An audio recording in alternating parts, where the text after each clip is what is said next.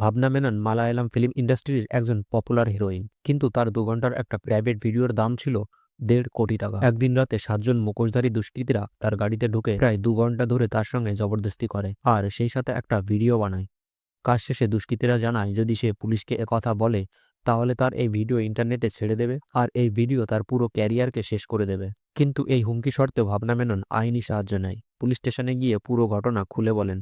অপরাধীরা ধরা পড়লেও মাত্র 2 মাসের মধ্যে তাদের ছেড়ে দেওয়া হয়। তবে গত 8 বছরের বেশি সময় হয়ে গেলেও এখনও ভাবনা মেনন সঠিক বিচার পাননি।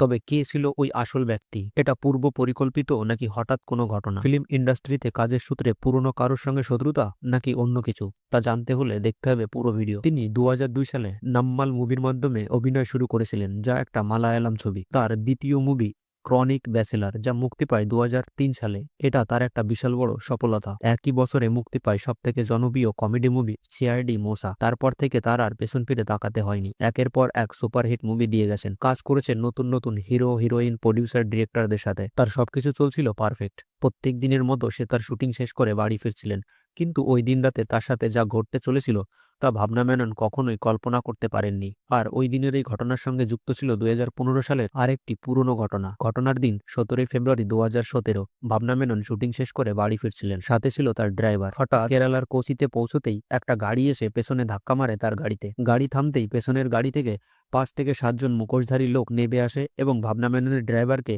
মারতে শুরু করে। মার খেয়ে ড্রাইভার পালিয়ে যায়। এরপর ওই 7 জন ভাবনা মেননের গাড়িতে চড়ে বসে। একজন ড্রাইভার সিটে বসলেও বাকি 6 জন ভাবনা মেননের পাশে এসে বসে এবং সেই সাথে গাড়ির দরজা বন্ধ করে দেয়। কয়েক মিনিটের মধ্যে পুরো ঘটনা ঘটে। এরপর সে বুঝতে পারছিল তার সাথে কি হতে চলেছে। সে চিৎকার করার চেষ্টা করে, কিন্তু গাড়ির দরজা বন্ধ থাকার কারণে তার চিৎকার বাইরে বেরোতে পারে না। এরপর গাড়িটা চলতে শুরু করে। গভীর রাত, নির্জন ফাঁকা রাস্তার দিকে গাড়ি নিয়ে যাওয়া হয়। ভাবনা চিৎকার করতে থাকলেও তার চিৎকার বাইরে বেরোতে পারেনি। তারপর একে একে তার সঙ্গে দুষ্কর্ম করতে শুরু করে। নিজেকে বাঁচানোর চেষ্টা করলেও সে ওই লোকগুলোর সাথে পেরে ওঠে না। এরপর হঠাৎ ওই 7 জন ব্যক্তির মধ্যে একজনের কাছে থাকা মোবাইল দিয়ে ভাবনা মেননের সাথে হওয়া পুরো ঘটনার ভিডিও বানাতে থাকে। যেহেতু সবাই মুখে মুখোশ পরেছিল, তাই ভাবনা মেনন কাউকে চিনতে পারছিলেন না। এরপর যে ব্যক্তি মোবাইল দিয়ে ভাবনা মেননের সাথে হওয়া এই ঘটনার ভিডিও রেকর্ড করছিলেন, বাধ্য হয়ে ভাবনা মেনন হাত দিয়ে তার মুখোশ খোলার চেষ্টা করে আর মুখোশ খুলতেই দেখতে পায় পালসার সোনু নামে এক ব্যক্তি, যাকে ভাবনা মেনন আগে থেকেই চিনত। কারণ এই পালসার সোনু তখনকার একজন মালায়ালাম ফিল্মের বড় অভিনেতার গাড়ি চালাতো। প্রায় 2 ঘন্টা ধরে ভাবনা মেননের সাথে দুষ্কর্ম করে ভিডিও বানানোর পর পালসার ভাবনাকে জানায় সে যদি কাউকে এই কথা বলে তাহলে তার মোবাইলে রেকর্ড করা ভিডিও ইন্টারনেটে ভাইরাল করে দেবে। তাতে সে আর কারোর সামনে মুখ দেখানোর যোগ্য থাকবে না বা তার কেরিয়ার পুরো শেষ হয়ে যাবে। এই দুষ্কর্ম ঘটানোর পর ওই 7 জন ব্যক্তি ভাবনা মেননকে তার বন্ধু লালের বাড়ির কাছে ছেড়ে দেয়। এরপর ভাবনা মেনন তার ওই বন্ধুর সঙ্গে দেখা করেন, যিনি প্রডিউসার ও ডিরেক্টর ছিলেন। তার বাড়িতে পৌঁছে ভাবনা মেনন তার পুরো ঘটনা খুলে বলেন। বুদ্ধিমত্তার সাথে সেই ডিরেক্টর বন্ধু জানায় যে এখন যদি তারা পুলিশে পুরো ঘটনা না জানায়, পরবর্তীতে ওই ভিডিওর ভয় দেখিয়ে হয়তো বারবার তার সাথে একই কাজ করা হতে পারে। এরপর ভাবনা মেনন ও তার সেই বন্ধু মিলে পুলিশ স্টেশনে যায় এবং পালসার সোনুর নামে ডায়েরি করেন। এরপর পুলিশ অ্যাকশনে নামেন। পুলিশ অফিসারেরা পালসারকে ধরে নিয়ে যায়, সেই সাথে বাকি 6 জনকেও গ্রেপ্তার করা হয়। প্রায় 2 মাস ধরে জেল খাটার পর পালসার সোনি জেল থেকে বাইরে বেরোতেই একটা চিঠি বেরিয়ে আসে, যে চিঠিতে লেখা ছিল এই ঘটনার মাস্টারমাইন্ড কে। আসলে দিলীপ পালসারকে ভাবনা মেননের সাথে এরকম ঘটনা ঘটানো আর তারপর ভিডিও রেকর্ড করার জন্য 1.5 কোটি টাকা দিয়েছিলেন। আর এই টাকার জন্যই পালসার ভাবনা মেননের সঙ্গে এমন কাজ করেছিলেন। 2017 সালে জুলাই মাসে পুলিশ দিলীপকে গ্রেপ্তার করেন। এই ঘটনার পর দিলীপের ফ্যান ফলোয়ার তীব্র বিরোধিতা করতে শুরু করেন।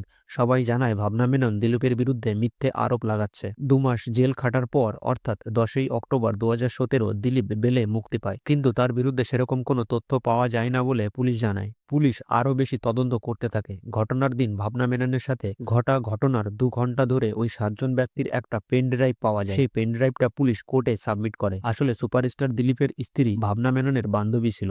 দিলীপের সঙ্গে ভাবনা মেনন কাজ করেছেন। দিলীপ বিবাহিত হওয়া সত্ত্বেও কাবিয়া নামে একজনের সঙ্গে বিবাহ বহির্ভূত সম্পর্কে যুক্ত ছিল, আর এই কথা ভাবনা মেনন জানত। তাই ভাবনা মেনন তার বান্ধবী অর্থাৎ দিলীপের স্ত্রীকে দিলীপের বিবাহ বহির্ভূত সম্পর্ক ব্যাপারে জানায়, যার জন্য দিলীপ ও তার স্ত্রীর মধ্যে ডিভোর্স হয়ে যায় এবং ডিভোর্সের পর দিলীপ কাবিয়ার সঙ্গে বিয়ে করে নেয়। এই ঘটনা তখন বিভিন্ন নিউজ চ্যানেলে দেখানো হয়েছিল। যেহেতু ভাবনা মেনন দিলীপের বিবাহ বহির্ভূত সম্পর্কের কথা তার স্ত্রীকে জানিয়েছিল, সেজন্যই দিলীপ ভাবনা মেননকে বলেছিল তার ক্যারিয়ার শেষ করে দেবে, আর তার জন্যই দিলীপ পালসার সোনিকে 1.5 কোটি টাকা দিয়ে এরকম কাজ করিয়েছিল। এই ঘটনায় তদন্তকারী বিভিন্ন পুলিশ অফিসারের বিরুদ্ধেও দিলীপ শারীরিকভাবে ক্ষতি করার প্ল্যান করেছিলেন, যার জন্য 9 জানুয়ারি 2022-এ আবার দিলীপের বিরুদ্ধে এফআইআর হয়, কিন্তু দিলীপের টাকা আর পলিটিক্যাল পাওয়ারের দ্বারা আবার জেল থেকে বেরিয়ে আসে। কিন্তু প্রায় 8 বছরের বেশি সময় কেটে গেলেও এখনো পর্যন্ত ভাবনা মেনন এই ঘটনার সঠিক বিচার পাননি। এখনো মামলাটি কোর্টে চলছে। কোনো প্রকার অপরাধ ঠিক নয়। যদি কখনো কোনো সমস্যার সম্মুখীন হন তাহলে অবশ্যই পুলিশ প্রশাসনের সাহায্য নিন। ভিডিওটা শুধু শিক্ষার জন্য তৈরি করা হয়েছে। ভিডিওতে দেওয়া সমস্ত তথ্য ইন্টারনেটে সবার জন্য উন্মুক্তভাবে রয়েছে। ভিডিও যদি ভালো লাগে তাহলে আমাদের চ্যানেলটিকে সাবস্ক্রাইব করে পাশে থাকবেন আর বেশি বেশি করে শেয়ার করবেন। ভিডিওতে কাউকে কোনোভাবে ছোট বা হেয় করা হয়নি। ঘটনাটা ঠিক এমনভাবেই হয়েছিল।